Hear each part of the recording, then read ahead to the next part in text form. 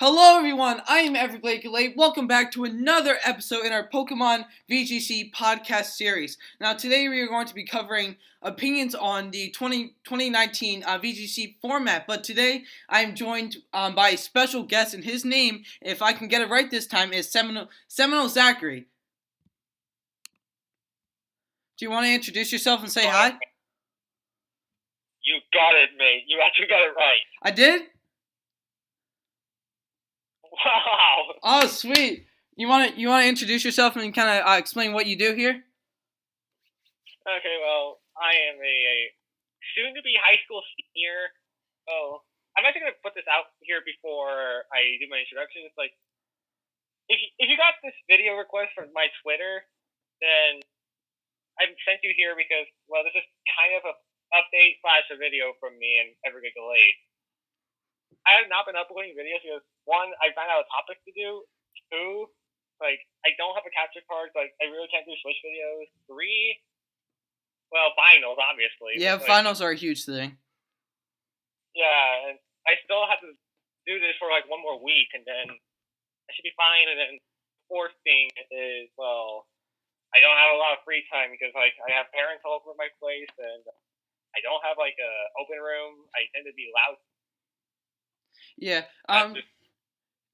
I saw that you have a YouTube channel. Do you want to explain kind of what you do on your YouTube channel and, what type of videos that you make? Well, mainly my channel is mostly about Pokemon, but I do throw in a little bit of Yu-Gi-Oh! And Smash occasionally. Oh, Yu-Gi-Oh! I've played that I played that I think quite a while ago. So like, what do you do in Yu-Gi-Oh? Or like, what decks do you normally play? I only have 2 different decks right now. I'm working on a third, but like my main deck's the Herald of Perfection Cyber Angel deck. Oh, that seems cool. And my second one's the Salamangreat deck. Okay, that seems really cool. I like that. Yeah, like, all Herald says is that you discard one fairy-type monster, negate the activation of a monster spell or trap effect during either player's turn. It is not once per turn. Whoa. When I used to play, I think 3 years ago, and I used to play a Blue Eyes deck, which is kind of, like I guess the stereotypical new player would play a Blue Eyes deck, but, I built it up over the years.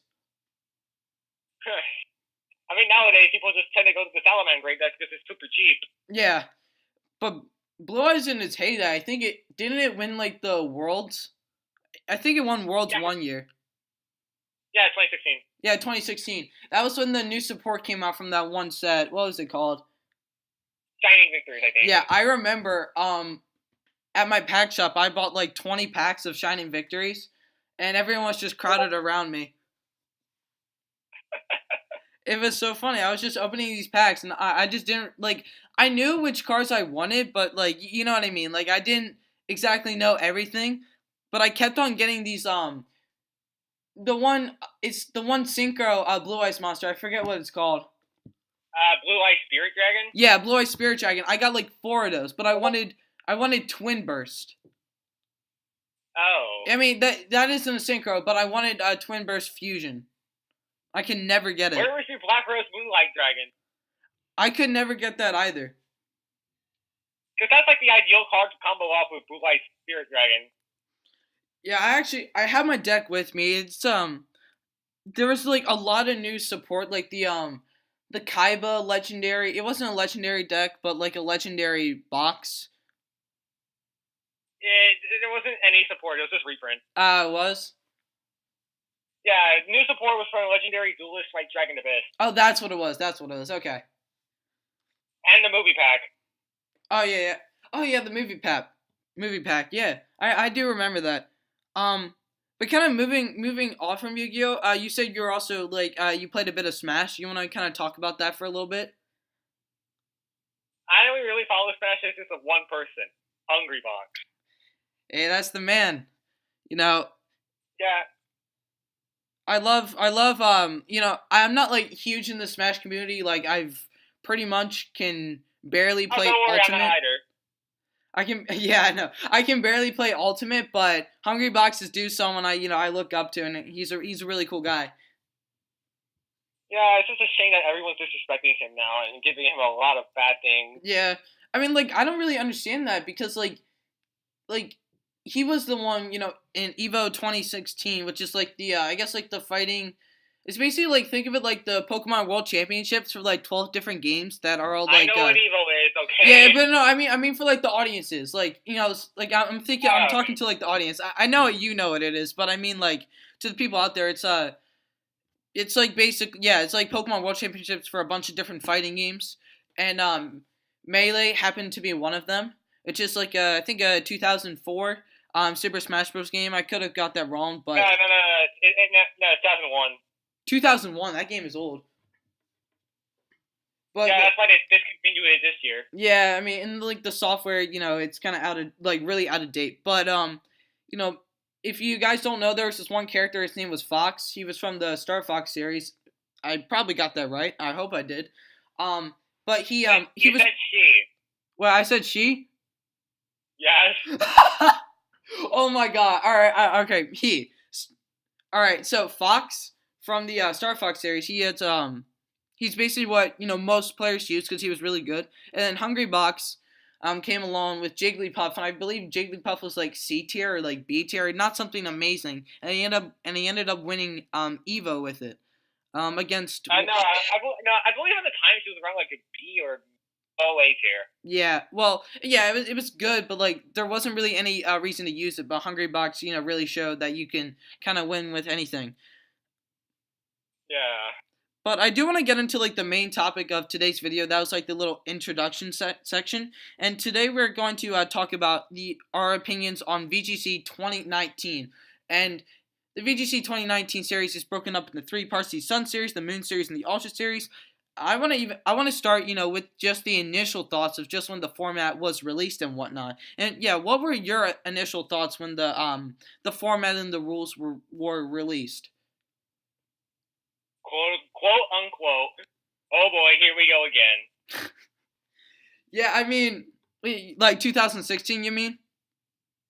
Yep. And like, what made you say that? Because of like Xerneas, is that one of the main things? 'Cause I know a lot of people complain about that. Yes. I thought like so this is 2016 all over again. Yeah, I haven't played 2016 personally, but I know so many people. When people talk about these legendary base formats, they always bring up Xerneas, and when in the beginning of just testing, that definitely showed because Xerneas was almost everywhere. It was, it's such a good Pokemon with such a good move in Geomancy, and with supportive options, it can really be a huge threat in the series. Oh yeah, definitely. And then like Groudon and Kyogre are gonna be problems. So will Rayquaza. Oh yeah, I felt like actually Austin Rayquaza. Alternate Crust was Ultra Series. We're talking like Oh no, I know that. It's just, yeah. Alternate Crust is definitely a new threat. But like I felt like Kyogre in the beginning was a lot more popular than Xerneas. Like within the first couple of days, I was like team building and whatnot, and I noticed how like so many people were using Kyogre. Yeah, like over the Sun series, whenever I check like the Pokemon Global Link top 30 Pokemon, Incineroar would be number one, and then right next to it is Kyogre. Yeah, I mean like just Kyogre, like it's one of those Pokemon where lots of people opt for the choice scarf, and that means like as long as you position your Kyogre correctly, you can really mess up your opponent's team. And the thing is, even if like the only thing that truly stops it is like Ludicolo. But as long as you can get your Kyogre into position, and like let's say even if you like weaken a Kartana or break its sash with like a fake out or something, then you can water spout, and that Kartana will probably faint to that. But like Kyogre has just such offensive pressure, and it's just like people really recognize that, and they supported that with lots of other stuff. Oh yeah, most definitely. Like whenever I saw that in Showdown, I was like, what's a good way to counter it? Yeah, and like that actually brings me to another thing I want to talk about. When obviously when the first when the rules were first released and whatnot, like what team did you gravitate towards first on building and trying to test out? Okay, starting with the timeline from September, and this timeline will end for me on November. Okay. It started with Zekrom. Ooh, Zekrom. I mean, that's something we don't really see a lot. Can you tell me like why you chose Zekrom? Well, I could. Well, the only reason I picked it was like one of my personal favorite Pokemon. I was Gen 5. You know, it's really cool. You know, It's got a part of sleek 10, like design. paying homage to him. Yeah, I mean, it's got a really sleek design and it's really cool.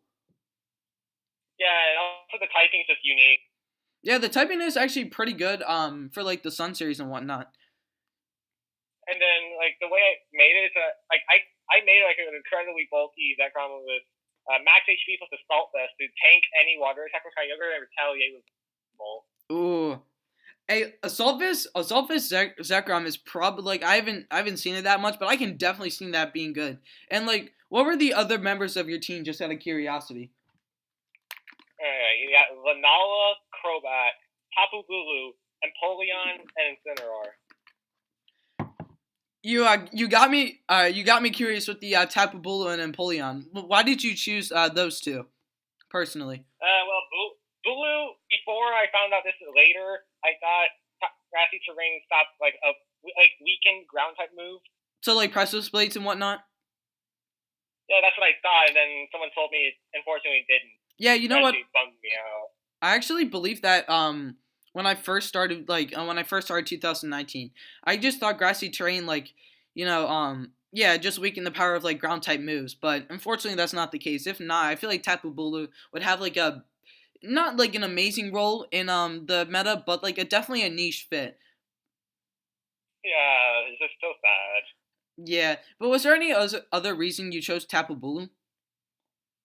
Well, it's a grass type. Grass types are actually pretty good. Were pretty good, so most definitely. And like, Yeah. was it for to like counter Kyogre? I mean, it's actually good against Kyogre and Groudon. Well, Groudon, if you take away the fact that Grassy's ring does not stop Preston. Yeah, but like, if you get like Tailwind up, you can outspeed and hit it with a Wood Hammer or something.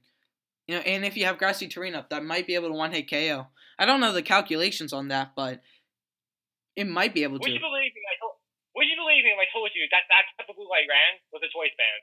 Oh yeah, I believe you. I mean, Tapu Bulu has it has really good bulk, and to give it a choice band, it just hits really hard. Now I haven't used Tapu Bulu too much in VGC, but I've played a bit of OU, and I went for an Assault Vest variant in OU, but I saw choice band variants, and if your opponent does not expect it, and with a Pokemon like Tapu Bulu, it's really something your opponents aren't going to be like too prepared for because you don't see it a lot, and so using choice band on that Tapu Bulu can really catch your opponents off guard. Yeah, that's what I was thinking when I saw the choice band. Because the first Tapu Bulu I ran was back in 2018. It was Assault Vest. Ooh, yeah, Assault Vest Tapu Bulu is pretty good. And tell me why you used Empoleon. I feel like that's like the very interesting pick there. Well, again, it just fills in the water part of the core. It's also a steel type, which could probably hit Xerneas. It also gets Scald. I combined it with a Life Orb to give it a little bit of a boost, and then Ooh, yeah, I can definitely. Oh wait, no, yeah, I just remembered. It wasn't. It wasn't Incineroar. My last one. It was Metagross. Ooh, Metagross as well. Yeah, my combo I would do is like Bulldoze with my Metagross, and then it gets the weakness policy, and then yeah. You know what that Bulldoze weakness policy reminded me of? When I in VGC 2007. Yeah, VGC 2017. I remember I was just playing on Showdown, and it was like maybe like the early days of 2017, and nobody was using like Bulldoze Salamence with weakness policy Metagross, and all of a sudden like one person used it, and then like the next 2 days, almost every team had it. I just remember that. But like I'm kind of thinking like Empoleon, it'd be like a decent counter against Kyogre. It'd be able to eat up Kyogre's hits kind of well, and definitely like a counter to Xerneas because I feel like Empoleon also gets Roar. I don't know if you had that on yours, but like that's definitely a possibility. And also, like it has better special attack, I believe, but it doesn't have bad physical attack, and it gets Defiant as well. So you could run like even like a physical set with like Liquidation, Iron Head. So that could also be like a neat strategy. I don't know what your set was, but I can definitely see like why you chose Empoleon. Yeah, it was just a special attacking variant with like nothing towards attack, and then like Bulldoze that I make sure my Bulldoze is weak. Oh yeah, yeah. And And then like no, go ahead. the Lunala I had was really not ideal. Like it was like a timid max speed, max special attack with moon guy speed, side shock, moon blast attack. Oh, but it was like the Tim and Max speed one. Yeah, I Mine don't know if was that's still ideal. mine was really weird. I have the I think I have my EV spray with me. I just don't know where it is. But it was like 224 HP, like 84. No, it was 224 HP, 36 defense, like 24 special attack, and like 196 special defense. There's something wacky like that. It definitely was not like a standard 252, 252 4. Yeah, I guess that was meant to be a wall. Yeah, I mean, it definitely was. Like, it was more of a supportive. Like, I remember I used mine with Moongeist Beam, Tailwind, Wide Guard, and Protect. So it was definitely more of like a supportive role. That's just advance the timeline to the next couple of months. Yeah. So like, so that was like your initial thoughts. Going into the to VGC 2019. I didn't actually talk about my initial thoughts on it.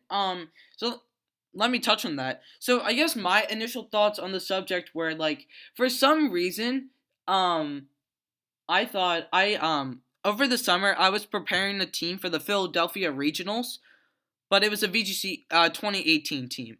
And for some reason I thought even with the 2019 rules announced, it would still be 2018.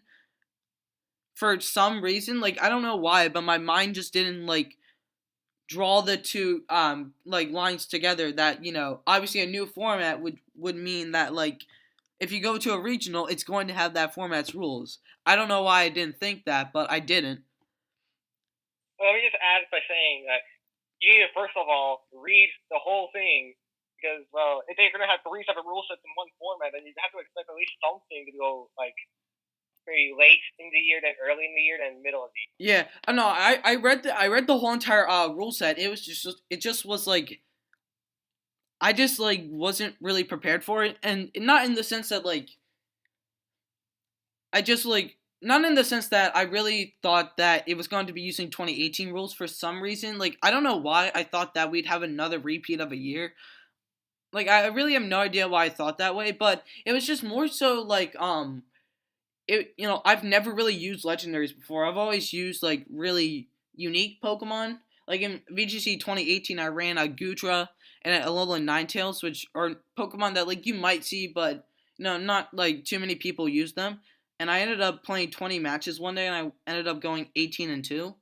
Um, but Oh like my god! yeah, and that was in a car ride on Showdown. It was so funny. But like I did use Kartana. I did use Kartana, Landers, Incineroar, and Feeny. So that was like the more common core. But Goodness, what an intellectual here. I know, seriously. But with my initial thoughts, I really wasn't prepared for like all the legendaries and whatnot. And so, for me, my first team that I chose was a very interesting team. Actually, I used this team for a couple of tournaments, and I actually have the team list here. I'm gonna pull it out real quick. So it was a sort of a Trick Room team. I used Oranguru, Snorlax, Groudon, Giratina, and I used Ferrothorn and Crobat. Huh. It was like because like I tested about 12 teams, and like let's put it this way, I actually went to the Philadelphia Regionals, and I'll talk about that in a little bit. I already made a video on that, so I'll just like really briefly touch on that. But I really had to get a team together that worked for my sort of play style and also build it, and in time for the regionals the 16th. And so I came together with this deck, and or not this deck, it's not TCG, with this team, because I figured that, if I really needed, like, the extra support, I could just set up Trick Room and sweep with Snorlax, and if not, Giratina seems like a decent anti-meta Pokemon. I also had Crobat for, Cernius as well, so I figured, and the Groudon was there as well, and Giratina dealt with Kyogre pretty well because yeah, it just deals with Kyogre well. And the Ferrothorn was there, I guess, for Xerneas, but it was a really interesting team. And I think one of the funniest things on my team was my Oranguru was holding the Colbur Berry, so it was specifically designed to take like either a Yveltal's knockoff or an Incineroar's knockoff. Oh my goodness. Yeah, it was such a wacky team. Like, for most of the Oranguru, I'm mostly expecting Mental Herb. Yeah, well, I actually didn't even consider that. Like, I think I thought of that a little bit, but like this was basically I played 17 and 18, but this was like I'm gonna talk a little bit about this, but like this was my first year like actually trying to like compete in tournaments and whatnot. And so for me, I didn't like I thought of Mental Herb, but I didn't really want to use it because I actually found Colbur Berry came in like so clutch in just so many instances because obviously Incineroar has like the highest like was it rate per team or one at like 91% or something. So obviously the Colbur Berry definitely comes in handy. We both have a lot of common. Wait, about what? Well, I first started playing in 17 and 18, and this is like also my first year playing tournaments. But I'm still trying to like find an IRL tournament to go on, and I'm planning it to do for the Norwalk PC in June 8th. Oh, well, this is like, where are you from? If you do want to say. Southern California. Yeah, I think there are lots of tournaments down there, right? Not a lot. Like most of them are just locals. Like I want to take a PC, but like the rate of regionals in California has decreased a lot. Yeah, they used to have like 2-3 regionals because California has actually a really good player base, I believe. This year was a 2. Oh, 2, wow. And neither were streamed. Neither were streamed? Nope. Like the worst thing is like when I have a weekend that has nothing going on and I'm just thinking to myself, I'm like, I'm gonna sit back, relax, and I'm gonna learn and I'm gonna watch some of my favorite players compete in this regional, and then I find out and I go on Showdown and someone's like, yeah, it's not being streamed. And I'm like, you gotta be kidding me, man. That's like the worst thing. That is like that's like legitimately the worst thing. But I'm trying to think here. I did have something I wanted to say, but now I forgot about it. But oh yeah, the locals that I go to aren't really locals. Because I live in an area that doesn't really have that many tournaments. So like if I want to go to my quote unquote locals, that's like 2 hours and 30 minutes. It's pretty crazy actually. I guess. But we have some really, really crazy players at our locals. We have Wolf Glick. Huh. We have James Evans. Do you know James Evans? No. He was the senior who won the 2018 World Championships. Oh. Yeah. So we have 2 World Champions.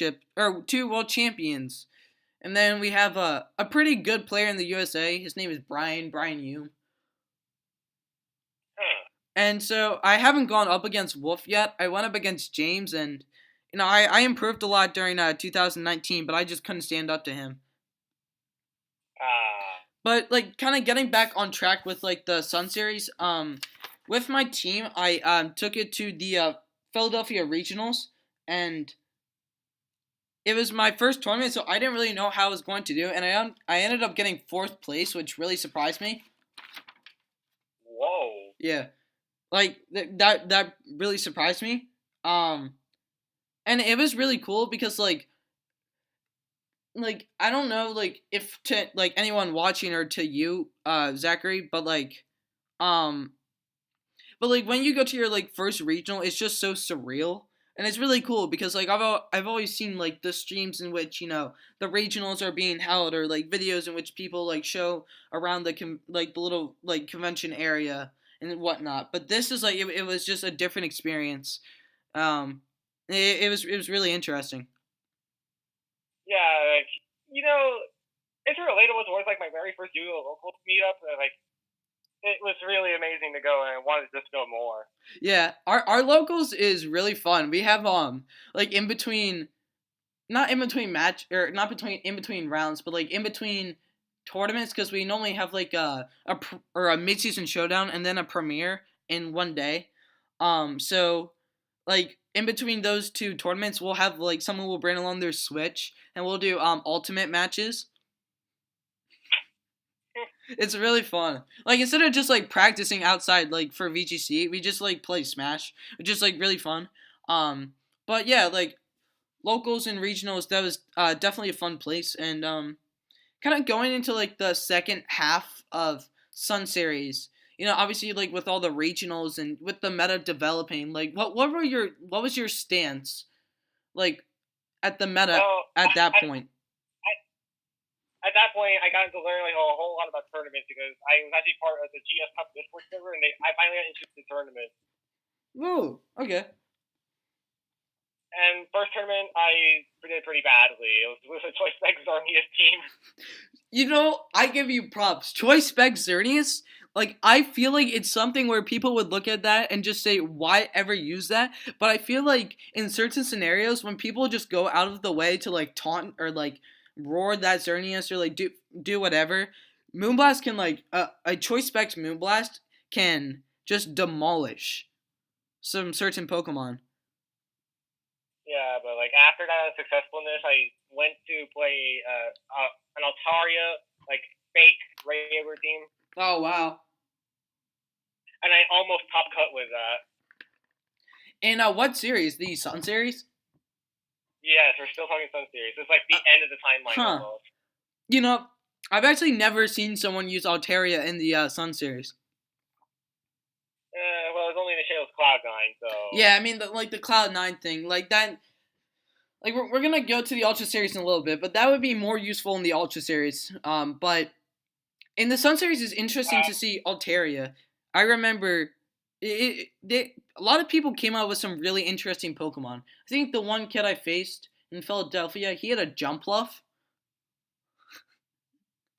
Ooh. And that seems like it wouldn't do much, but like it is really annoying because when it lands sleep powders and when the sun is out and it has chlorophyll activated, that can get a little bit annoying. Alright, and before we go to the Ultra Series, I just want to say like after that unsuccessfulness on the Altaria team, I decided, stick with my playstyles and maybe go a little offensive and like. Then I want to shift the topic over to like my first ever successful team, which was my Arachnid team. Oh, please do talk about that. That sounds really cool. I haven't heard a lot about Arachniquid. Well, I mean, the team I based around it was like Necrozma, Tapu Lele, Kyogre, Arachnid, Lurantis, and Incineroar. So that's like the what do you call it? Like the Kyogre, Dustmane, Trick Room teams, right? Yeah, and the really thing that was unique about it is that my Tapu Lele was Choice Scarf and my Necrozma was Psychic. Wait, can you say that again? It cut off a little bit. It was a Choice Spec Tapu Lele, no, Choice Scarf Tapu Lele, and a Psychic Seed Necrozma. Ooh, Psychic Seed Necrozma. I've seen that a couple of times, and that can be really annoying because that can really help against like if you want to set up Trick Room against like an opposing Kyogre and you'd be able to take those like attacks. Like Psychic Seed, I feel like that item could really come in handy, and also that would make it so like knockoff from Incineroar only does 65 base power if you're not like factoring in like weakness beforehand. And Prism Armor. Yeah, well, Prism Armor as well. So yeah, I can. And the way it works is that like I set up Trick Room and hopefully with my Choice Spec Kyogre and Arachnid and Lurantis. And maybe Necrozma. Ooh, that sounds cool. I want to know. Oh, go ahead. My bad. And then, like with that team, I took it to the next GS Cup Circuit tournament. I got second place with it. You got second place. Holy crap, that's amazing. And then I took that team to the eventual November International, and I ended up getting 377th out of the world. And in the U.S., I was the 37th best trainer in the entire in all the states. With a 1750 rating, 30 wins, 13 losses. Dang, that's insane, man. I remember I did like 1630, but getting 1750. I mean, and 37th in the U.S., especially with like a team pretty unique. Like I feel like the I guess the small people that use the Duskmane Kyogre archetype, they're far and few between. But like it's a powerful archetype, and especially when you get really unique Pokemon like Arachnoquid on there, that's really impressive. Yeah, and the one thing good about Arachnoquid is because Water Bubble, which would double its water type attacking, has plus the rain, which would make it like I think like 200, at least over 200 base power. Oh my gosh! Correct. How much damage? Like I don't expect you to know this off the top of your head, but like how much damage would you like do to say I don't know, like a Xerneas in the rain? I think it's like 85% of the Xerneas. Dear God. And then also it has Bug Bite to steal away potential Incineroar berries. Ooh, and other things to tell you Whole Berry.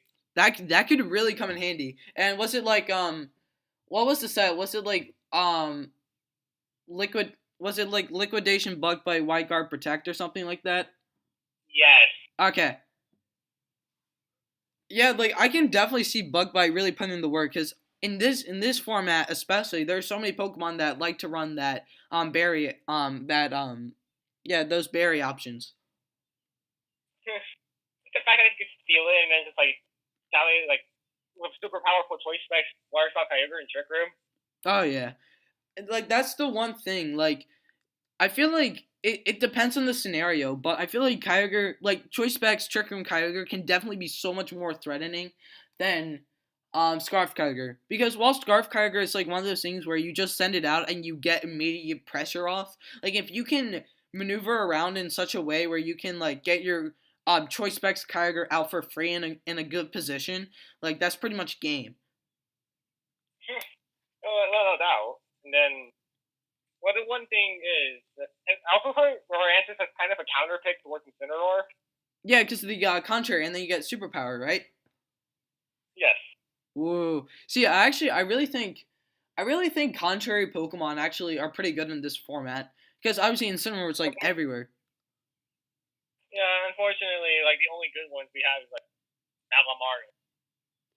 I actually saw someone using Milotic, and it put in some work. Was that person Pokestrikes? Not Pokestrikes. Although I feel like Pokestrikes did do a video, but that's a +1. Oh, okay. Yeah, he's my idol. Yeah. He is mine as well. He was the one. He's the one who got me out of retirement like 3 times. Wait. For VGC? Yeah. After like that disappointing, almost making top 10 with Palperia, I considered retirement, and he dug me out of the hole. Oh, that's so nice of him, because obviously, like with something like that, I was being, because everyone was telling me I'm using a horrible team, and that really hurt my feelings. Yeah, like the thing is, like people, like I just want to say to like the people watching, if you're like one of those people that like goes to someone and says, "Hey, you're using a horrible team" and whatnot, like just like don't do that personally, because some people they just like want to use really creative teams, and they might not be like the quote unquote best teams, but they really try to make do with that team. I just kind of want to put that out there. Yeah, well, I had to, and they claim it's for the better. I mean, like, that's a +1. I mean, he's had tons of experience. How long has he been in the VGC community? I feel like it's been since like 2012. I don't know the exact number. I only came up to like around the late Sun series. Which, by the way, we're almost done with that timeline. Like we were near the end. Yeah, I know, it's crazy. But like speaking of which, I feel like we kind of covered everything in the Sun series, unless you wanted to talk about anything else within the Sun series. Yeah, other than that, Shiny Tapu Lele was the prize. I had that Shiny Tapu Lele, and it's amazing. Oh yeah. It's so awesome. But anyways, I would like to move on to the Moon series, and I think you did mention you took like a hiatus from the Moon series. Yeah, because like my initial thoughts on it was like nothing was really good. Yeah, and in a sense, you're kind of right. I mean, like for the Moon series is basically just like the Sun series, but everything like you had to be more careful because of the Z moves, which means you could play Oh, more defensively or more offensively. And the only thing that really changed was Lunala became like amazing because like Lunalium Z and Psych Up. No, it's yeah, Psych Up for the Xerneas boost that won the it wasn't Oceania. It won Latin American. It won the Latin American, I believe. No, it I don't know. was Latin America was fun. okay. It was Oceania. It won the Oceania internationals. And by the hands of Ashton Cox, he's a really good player. I think he's number one in the world for Masters. Wow. Yeah, I believe so. I think I checked the leaderboards yesterday, and I think like the other person was behind by like 300 CP or something like that. Yeah, okay. But yeah, like Lunala, I think like the main thing about the Moon series is Lunala was freaking everywhere. I mean, I use Lunala, but I actually didn't. I use Z move Lunala, but I had like a really interesting set on mine. It wasn't like what a lot of other people used. And I just want to talk about my team real quick for the Moon series because I know you didn't really do much, and then we'll move on. Is that fine with you? No, I was just going to say what I did for the Moon series was like I spent all that time prepping for Ultra. Yeah, I mean, actually, so did I. I spent like my time playing the Moon series and also playing the Ultra series. But I want to kind of go over my team for the Moon series real quick. I used so basically after the Philadelphia regionals, I built a new team and I used that team and I changed it up a little bit, but I used that same pretty much the same team till the end of Moon series, and the team consisted of it was Choice Scarf Kyogre. Up until the Moon series, it was Electric Seed, Lunala, Tapu Koko, or Life Orb Tapu Koko, um, Berry or like Ogloff Berry and Cinnamore. Ferrothorn was a berry, and then it was Tornadus. And when Moon Series came around, like right before the February or the February online competition, I changed my Lunala to Lunalium Z, and my Tapu Koko was still Life Orb. And I changed the Ferrothorn to Serena just because Serena like it was so much better on my team because obviously the Kyogre Serena combination is so good. I'm listening. Oh yeah, okay. The Kyogre Serena combination is so good because like you can lead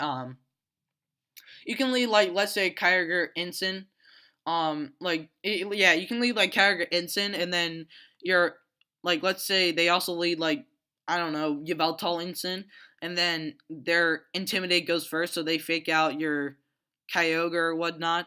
But like what you could do is you could switch out Incineroar into like Serena, and then just go for Water Spout. And most Yveltal were Assault Vest, but like for this like not problem, but for this scenario, let's assume it wasn't Assault Vest, and you know both just were KO'd. And it's also really good for like scenarios in which like Yveltal obviously like goes for the Sucker Punch and whatnot, and you know that weakens Kyogre's Water Spout or like just like fake out Sucker Punch, you know all those like even Faint from like not Hitmontop, Toxic Croak and other Serena. I don't know what other Pokemon use Faint, but like Serena. Oh yeah, Hitmontop. Yeah, I did see Hitmontop a tad bit. You know those Pokemon, it just really added to the team, and it really helped me. I think I got in the February International, I got I was 1680, and they do like the rankings like on the online competition, like Pokemon Global Link page. There was like 70,000 who participated. No, like 57,000 who participated, I believe. Which by the way was less than November. Yeah, it was like November had like 70,000, I believe, but yeah. only 113 seniors. I'm a senior, if you did not know. Only 113 seniors participated, but I ended up getting 9th out of those 113, so that was really nice. Yeah, that was really nice. So I got like 25 CP there, but I just wanted to talk briefly kind of about the Moon Series and like my thoughts with it. That's the team I used throughout the Moon Series, and I got really well with it.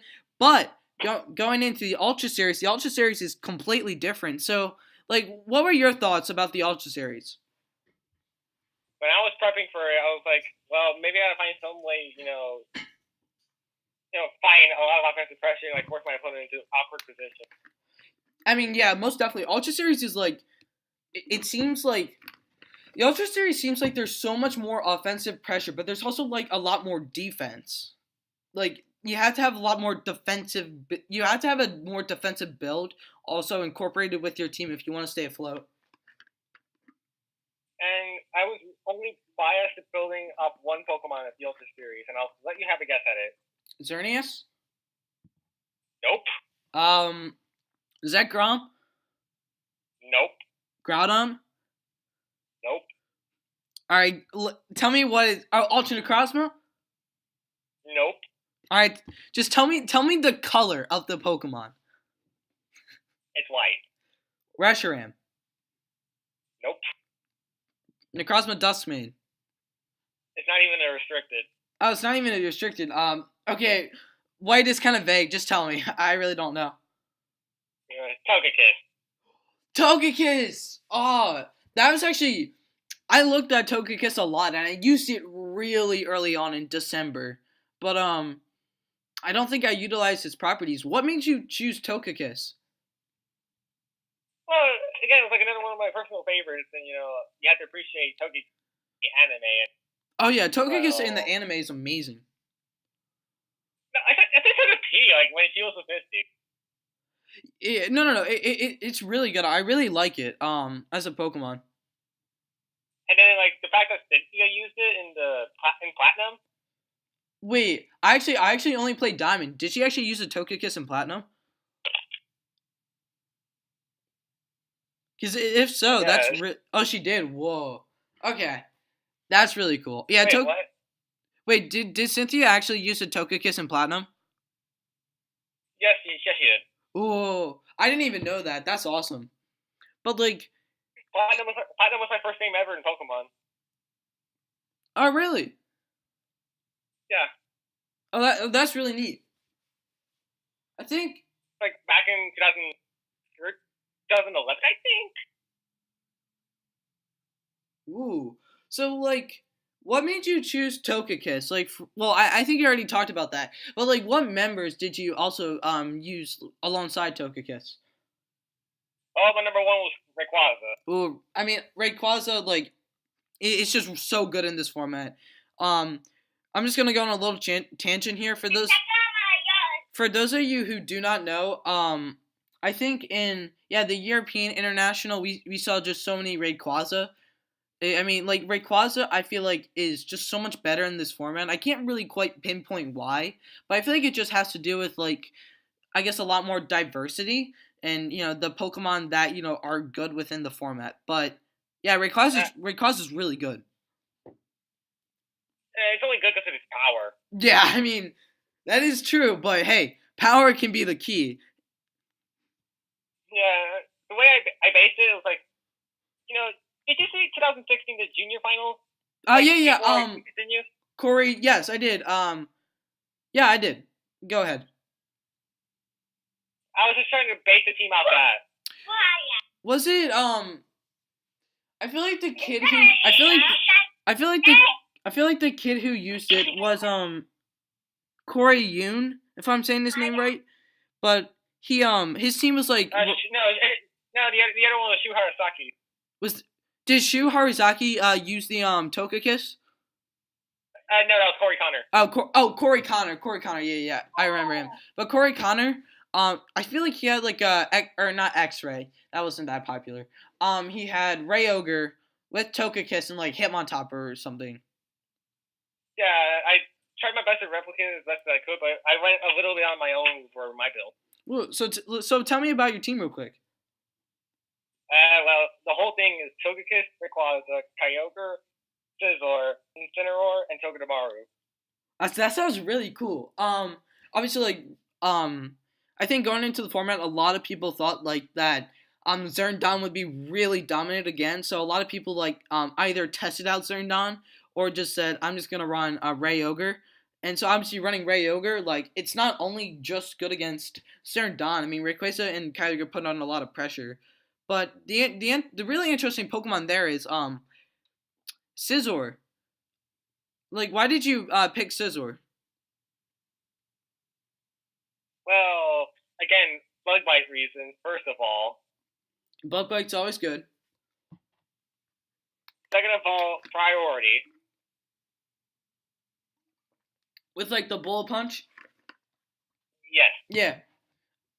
Like what is Third of all, I like flex it towards like how I want it. Or I can run it bulky if I wanted because Togeki's provided me Tailwind, and I can handle Trick Room somehow with it, and then like it's only weak to one thing, which Kyogre covered. Yeah, that's actually because the lightning rod, pretty much. No, it's only weak to fire, but if I have Primordial Sea up, I thought you were talking about Tokidamaru. I spaced out. Yeah, the Scizor. Yeah, that's like the old reason. Yeah, that's actually really cool. I mean, I thought about using I might have thought about using Scizor, but I didn't really think of like the type coverage because it's quad weak to fire, but with that Primordial Sea up, that negates that. Yeah, and it's only weak to fire. Yeah, so that's really good, and it also is somewhat of a Xerneas check as well, which is always appreciated in these type of formats. Oh yeah, most definitely. So when did you build this team? I finalized it around like late March. I started it in January. Okay, I remember in December. Oh, that rhymed. That was actually kind of funny. I remember back in December, I built a team, and it was a team that not many people used. It was Primal Groudon and Mega Rayquaza. That was the core. Oh my goodness, I have no idea how to play that either. Like I feel like it's sort of off. Yeah, like I didn't really think about like the ways that could go wrong with Kyogre, but the whole team was like it was Mega Rayquaza, Primal Groudon, and my Mega Rayquaza was Life Orb, and it ran Dragon Ascent, Draco Meteor, and Earth Power and Protect. It was a very interesting one. Oh my goodness. Yeah, because I did calculations and Life Orb, Draco Meteor pretty much 9 times out of 10 Oko's Primal Groudon, and obviously like Earth Power for Stack Attacka. And if like you just want to take out Primal Groudon on the switch in and be safe about it, Earth Power is always there. But it was also I had Incineroar and Tapu Koko because Incineroar and Tapu Koko, like I see a lot of people lead with that, and it's actually just a really good lead. It's pretty neutral, and it gives you like lots of positioning and whatnot. And I also had Kartana, and I forget the 6th slot. That kind of varied, but that's the team I used from like December up until February. Just I was testing it on Showdown, and I ended up at one point getting I think 1384. On Showdown or Battle Spot? Showdown. Oh, that's pretty good. Yeah, not on Battle Spot. Like if I got 1384 on Battle Spot, then that's a yikes. Yeah. But yeah, that was a really interesting team to use because like I feel like going into the Ultra Series, like I didn't really like my initial thoughts were just like prepare as much as you can, and once the real format comes out, I'll be like really prepared to deal with whatever gets really popular and whatnot, and I'll be well adjusted to it. That was kind of my thought process, and I think that was yours as well. Yeah, and then like after I finalized the team, I first decided to test it on BattleSpot before any big tournaments because I had to like see if it was good or not, and then it actually did pretty well for me. Right, like before I started my tournament, it went 5-2. Oh wow, that's pretty good. Only losses like were really to like weird things. Like after experiencing my team, I think the team loses automatically the psychic type team. Like did your to psychic type teams? Yeah, Psyfam, like people call it. Oh, like with Ultra Necrozma? Yeah, Tapu Lele. I was thinking like if it was just like Tapu Lele Mewtwo for some reason, I don't know why I was thinking that. Then like Tokidamaru would be pretty good, but the fact that it's Ultra Necrozma, with Earth Power and whatnot, Ultra Necrozma is really good. Yeah, and the first tournament I competed for Ultra was esports tournament. Ooh, tell me about that.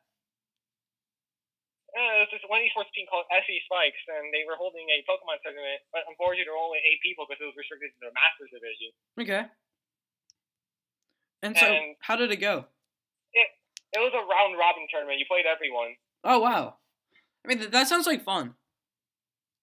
and I was just one win away from getting first place. Oh, wait. That sucks. Yeah, I lost the very last round when I could have won the whole thing. I got third.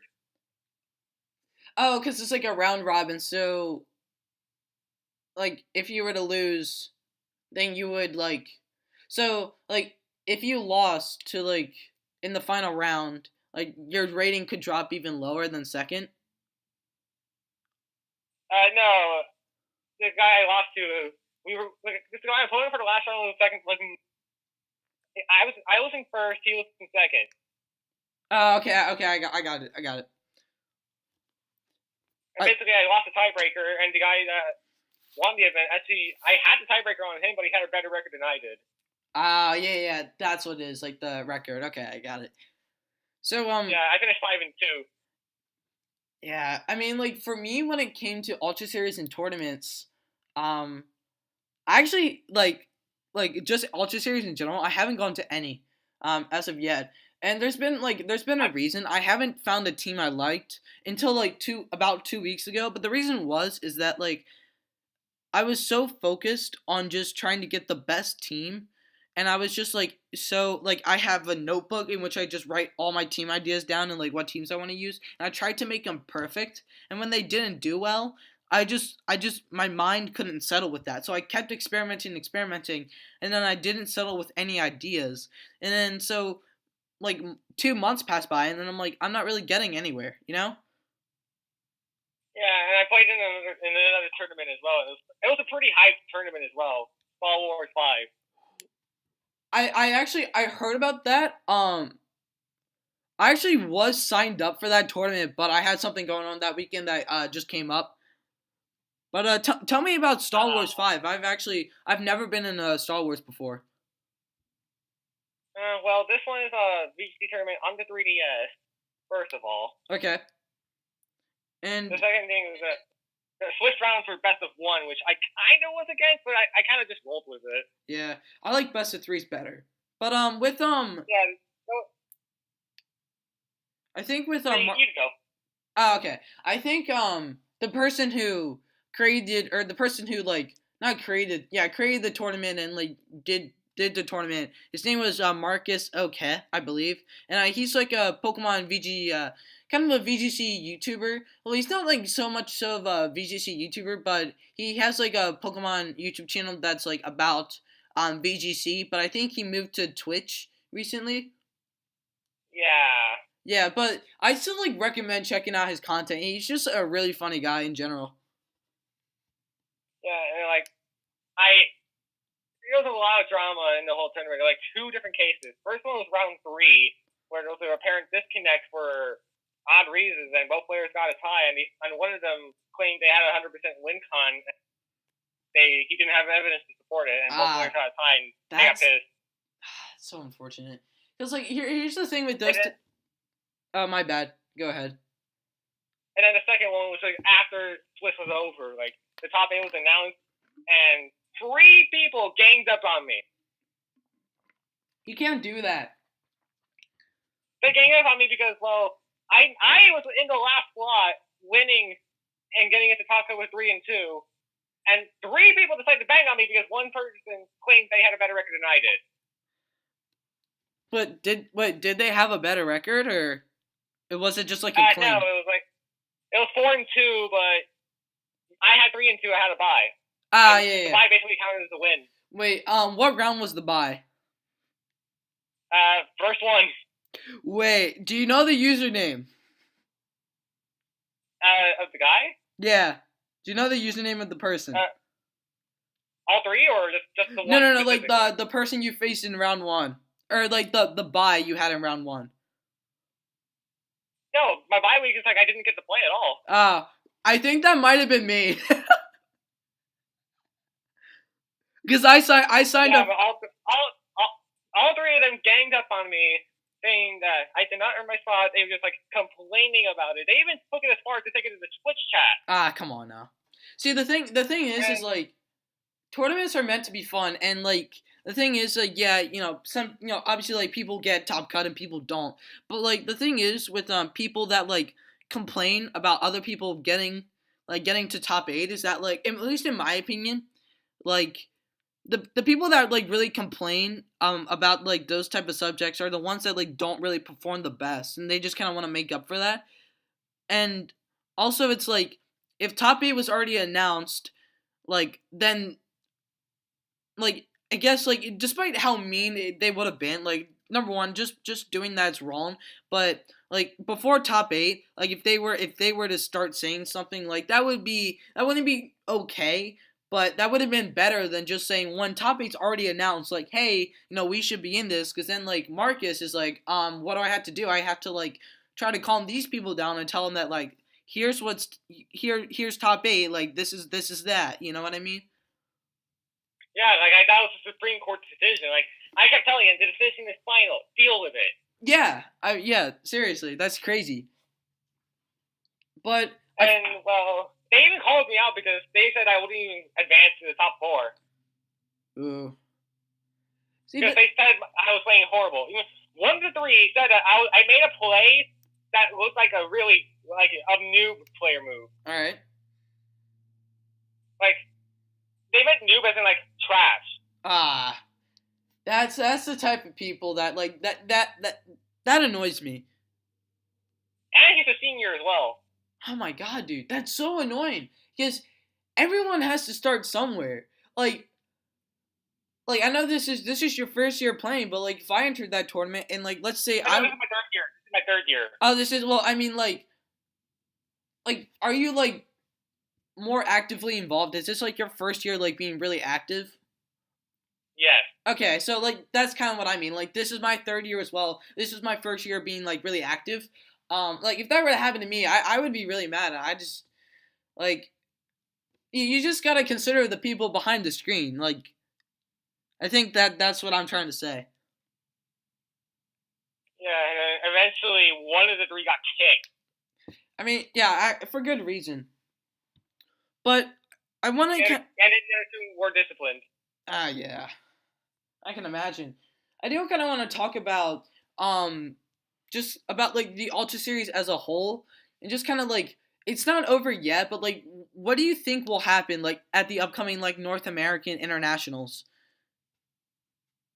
Okay, like before I continue with that, like first of all, my one sentence I'm going to say about that is like X-ray will fall off. Hear me out. It's not good. It's too high skill to play. It's so complicated to play. It's really just not worth the time. Is it like? But I feel like what about the people that like can play X-ray? I mean, we saw like Italy was just like they knew how to play X-ray. I mean, if they know how to play it well, then go ahead. Like I'm not stopping you. I feel like X-ray is so good because I sat down on Showdown and I was just like staring for a while, just kind of thinking about like all the team compositions. And X-ray, like the only thing it could be weak to is like Tapu Fini, I guess, with like Icy Wind, or maybe like Tapu Fini with Light Screen, or maybe even like I guess the only true thing they're weak to is Celesteela. But yet again, like not many people are running Celesteela. Lots of people run Stack Attacka instead, and at that point, Rayquaza just smacks the Stack Attacka with an Earth Power. I feel like X-Ray, like let's put it this way: if it dominates NA, people are gonna have to sit back and say, okay, how do we beat this? Yeah, that's what I'm saying. It will fall off. Yeah, no, it is gonna fall off. But I do kind of want to wrap I kind of want to wrap this podcast episode up with something and just kind of looking towards Worlds. Like, what are you excited for about Worlds, and like, what do you think will happen there? What I think is going to happen is that the U.S. will take its crown back. Ooh, all right. And well, going back to the Star Wars situation, everything got resolved. Like all 3 of the people went up and apologized. Like, thankfully. Yeah. Okay. That is good. That's good. They should have. And well, I almost went to the semifinal. Like I was just like a couple of plays away from it, and it kind of disappointed me. But I felt like it was a good experience for me because I did make interactions with my opponent, and we're making a good relationship right now because Like right now, we're planning on shiny hunting together at some point. Yeah, that's fun. I think like the thing with VGC is that like I've met like I have gone to like I've gone to very few tournaments. I think like in total I think 7 this year, but I've met like good lots of good friends. I mean, a couple of friends from the senior division and some from the masters as well. Like I remember after a tournament I had just a 30-minute conversation with a masters player and it was genuinely really fun. And I feel like VGC like you get those type of connections. But kind of looking towards Worlds, you said like the U.S. would dominate, and like which specific players do you think will dominate? I'm kind of thinking Wolf Glick here, but I'm not so sure. No, what I meant was like the U.S. will win the Masters division. Okay, I can see that. I believe hot take right now, James Beck wins it. Oh, okay, all right. That is a hot take right there. I'm not dissing that at all. I'm liking that hot take right there. I am really liking that hot take. Saying, well, yeah. What I mean by like James Beck is like I feel he's another one of those underrated players that might come up on top. Like, correct me if I'm wrong, but what was Wolf's situation heading the World? Wait, what do you mean like in 2019? Like, what was Wolf going through in 2016? Like, was he an underrated player, or was he known? Oh no. He was known. He's been playing since 2011. He went in the finals in 2011 against Ray Rizzo. Ray Rizzo is the best player. Like he's won 3 consecutive Worlds, back to back to back. He faced Ray again in 2012, I believe. Yes. Yeah, and lost again. But he's been like he's been pretty consistent, and like I don't mean like for anyone to take this the wrong way, but like he kind of felt. I can't even say this word right, but he falled off. No, he. Dang, dude, I am starting on my words so much, but he like kind of dropped, kind of in this format, in my opinion. Yeah, so there you go. Like that's what I mean. Like if you're gonna see like any other underrated player that could probably win Worlds, it's James Beck. Oh yeah, I believe that James Beck. I mean, I don't know how long he's been around, but this year he just came in running and just like took over. Yeah, he's gonna probably just go ahead and do the thing Wolf did in 2016 and from the depths of despair, win it all. Yeah, I mean, what do you think about the seniors? Like, who do you think is gonna win the seniors? I think I don't know if you have like that much experience with the seniors, but like my personal, I don't. I know you don't like really care about the seniors, but like I think for me it'd be Alfredo Chen Gonzalez. I don't know anyone from the seniors division, so I'm just gonna go ahead and call him out my country. I think. I don't have a pick for there. I don't know all the people in the seniors division. Yeah, I don't. Okay. I don't even follow VGC events. Okay. I feel like you don't. Okay, so with juniors division, I feel like there's only like for me, I feel like there could be an underdog, but I feel like Justin Murad Bradford, he will definitely probably win Worlds. He needs to prove his doubters wrong. Yeah, no. Like he's just like he's really good. I mean, for a junior, he's really good. Who gave those people the right to write an article about Justin? Like, who gave those people the right? Yeah. I mean, come on now. Like Justin's like he's just playing, and everything. Just because you see a rage quit doesn't mean you have to make an article about anyone's discretion. I know. Like that's the thing that kind of annoys me, but I don't mean to like toot my own horn here, but like I'm also looking for the title this year. What's your CP? 383, I believe. Good luck. Yeah, I'm like practicing every day. I have this team in mind. I'm not gonna say it now because I am going to use it for NA, and if it does well, I probably will change it just because people will know what's on my team.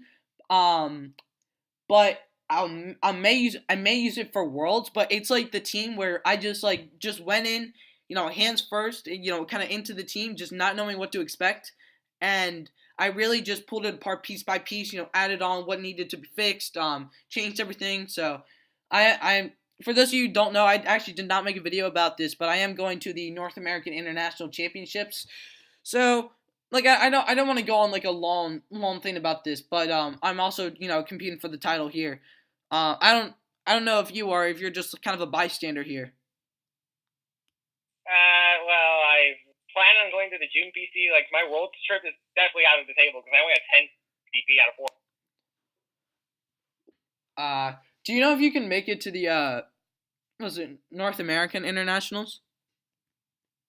I can't even go out of state.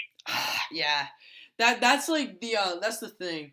Like for me, like most of the time, like my parents are like, "We'll take you to tournaments, but only within like a certain radius." And then I asked them like if I could go to the to like Columbus, Ohio, and they're like, at first they're like, there is no way, and then like my one, like I know this is gonna be like, it just doesn't really mean anything, but like my one thing with my parents is like, we'll do stuff for you as long as your grades are good. So I got my grades are really good right now. That's what's happening with me right now. Wait, what? That's what's happening with me right now, involving my Yu-Gi-Oh local. Yeah, it's just like, but for me it's like an influencer. So I did well, and so now now I'm going to Columbus. So that's pretty cool. But I feel like this podcast is going on pretty long. So is there anything you kind of want to wrap up with VGC 2019, and just kind of your thoughts on it? Well, first of all, check out my team report on my YouTube channel. Like, if you haven't watched it already, give me, VGC in general in this year, I definitely think it's my best in my career, and I do plan on a mega video where I talk about like my VGC 2019 as a whole once I get my PC in August, like the portable computer, not the PC in Norwalk. Yeah. Like, once I get that, I will promise to do more content. I will make that mega video, and in the meantime, just keep up with me on Twitter or Discord. Okay, so one thing I do want to say before we end this video, I will put all of Seminal Zachary's links to his social media down below. Follow him on Twitter, subscribe to him on YouTube. Just really support him down below. It would mean a lot to me, but definitely a lot more to Seminal Zachary as he's like the actual one. And I already said this, but anything else you kind of want to close out with for the podcast? Any like final questions or anything you want to say? We love Togekiss. I feel like that's a pretty good thing to end on. So I think this is gonna be the end of the podcast episode. If you guys did enjoy, smash that like button down below and please consider subscribing. But I guess like until next time, I'll see you guys later. And you want to say bye? Bye. All right, see you guys. See if I can get this thing to close. All right.